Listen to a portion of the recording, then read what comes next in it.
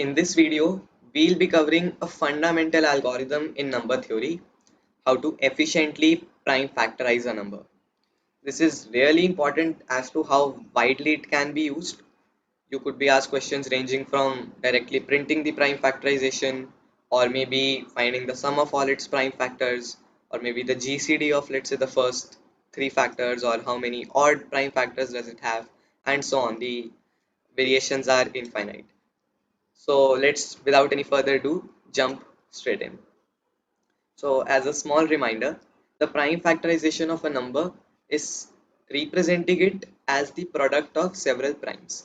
For example, for 24, which is a number that we'll use throughout the video, can be written as 2 multiplied by 2 into 2 into 3, right?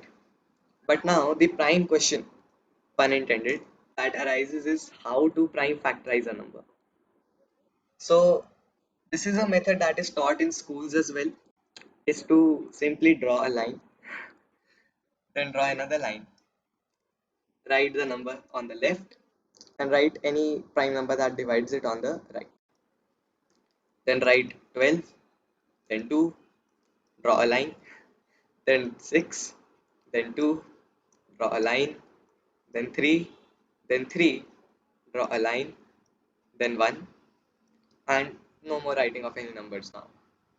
And the prime factorization that comes out is simply all these numbers on the right, which can be in terms of exponents written as 2 to the power 2 into 3 to the power 1 into 1 to the power 1, but since 1 is not a prime number, it's not included here, right? So that's how we can simply prime factorize a number.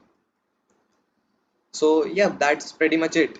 Although this is an old school method, but still till date it is one of the most efficient as well as one of the most intuitive algorithms out there. So now let's convert it into code. So we'll follow the same approach, and what we can simply do is we can iterate. So let's say a variable I, which will iterate from 2 to n, right? And now what we'll do is we'll check if I divides n, right? Exactly what we are doing above. I'm just writing it in algorithmic terms. So if I divides n, then what we'll do is we'll, let's say, initialize a variable count that denotes the power of I in n. Like for 24, the power of 2 is 3 in 24, which will initially which will initialize as 0, and we'll keep on incrementing it. So again, the same condition, while I divides n.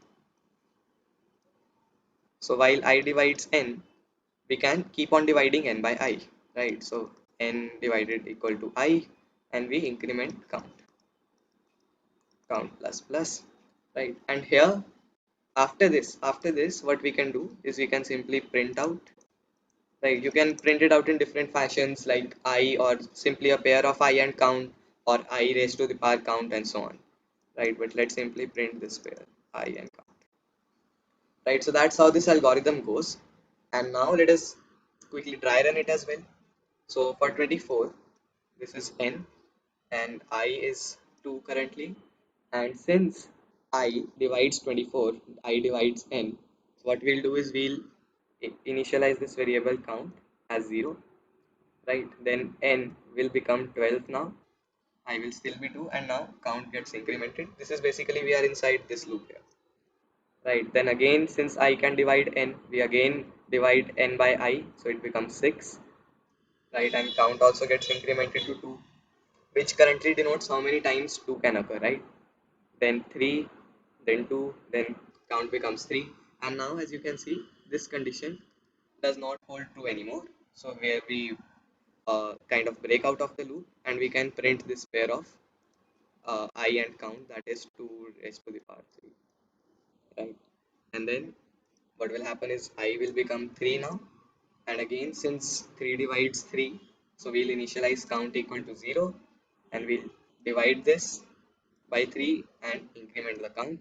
Here again, 1 is no more divisible by 3, so we again break out of this loop and print out 3 raised to the power 1, right? And after this, for all values of I from we are already at 3, so for from 4 to 24 we'll basically not do anything because 1 will never be a multiple of I, right? So this is our end result in the end, and we have the correct prime factorization.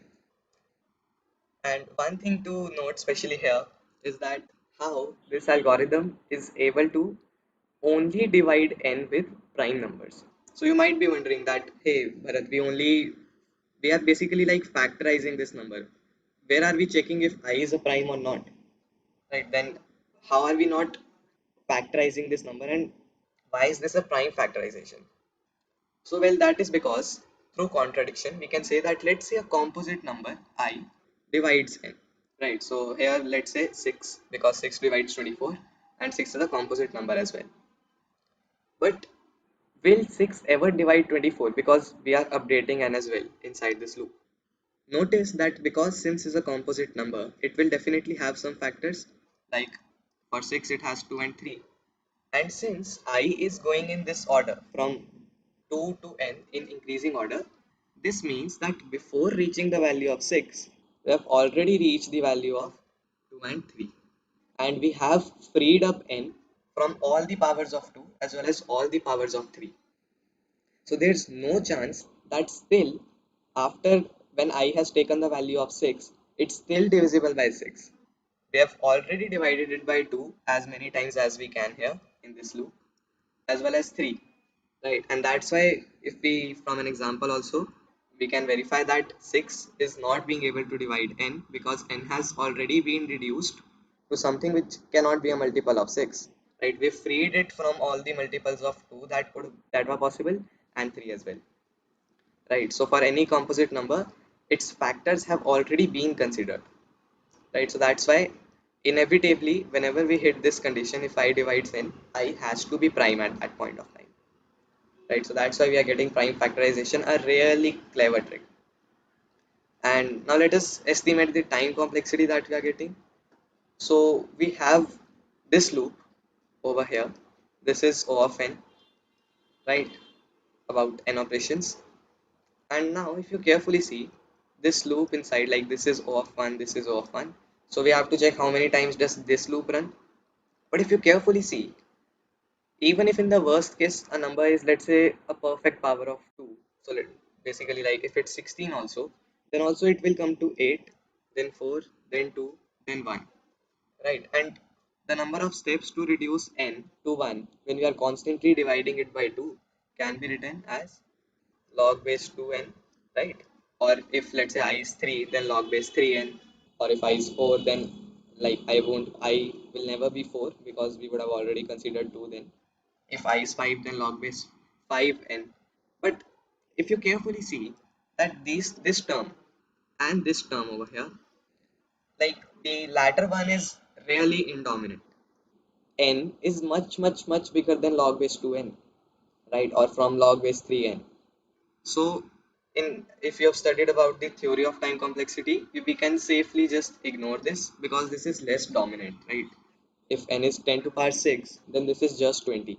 So 10 to power 6 plus 20 can be approximated to 10 to power 6 only. That's why we can say that the time complexity of this algorithm is O of n. But can we do something better? Like this is just the naive approach. We just converted our thought into logic. But there must be something better, right? If it's just based on the idea of converting raw logic into code, then there definitely must exist some a little non-intuitive counterpart of it, which is much more efficient. So notice if we apply the same idea from the previous video, we know that no number can have a factor greater than its square root, right? Like it will be, but then the counterpart of that factor, because they always exist in pairs, the cofactor will be less than square root of n. Only then their product would be n, right? So this is the idea we discussed in the previous video as well, and we can apply similar thing here. So the only deduction that is needed in our code to make it more efficient is to simply change this value of n to square root of n, right? Because anyways, if you see from this example of 24 also, the square root is approximately 5, right, of 25, which when flowed down would become 4. And anyways, we'll not get any factor greater than 4, because if there is, the smaller factor has already been considered, because again, I is going in this order. So what this means is that instead of O of n, our complexity now is O of square root of n. So yep, that is the algorithm, and now let us move on to the code. So now let us quickly start with the code, and what we can do is we can start by taking the input for n, right, and then let's prime factorize it. So we'll run a loop like we saw from 2 to the square root of n, right? So let's take the square root of n, right? Or instead, let's create a variable for that only. So int root is equal to square root of n, or in fact the int of square root of n, like rounding it down, and let's change this to 2. And now what we'll do is we'll check if I divides n. So we can use the modulus operator here. If n mod I equal to 0, meaning I is a factor of n, then we'll initialize the variable of count equal to 0, and then while n mod I equal to 0, again the same condition above, while it is n is divisible by I, we'll keep on dividing it by I, and its power increases, right?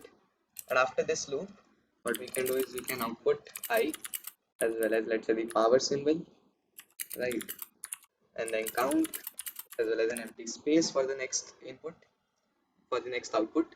And yep, here's that's pretty much the code, right? So now if you run this, let me just enable custom input and pass in, let's say, 24 as the input, right? So let's see what we get.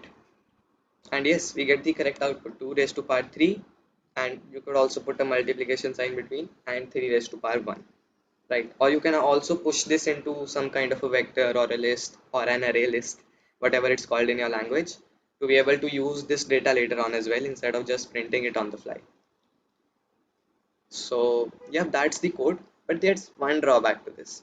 What if I try the input for, let's say, 14, right?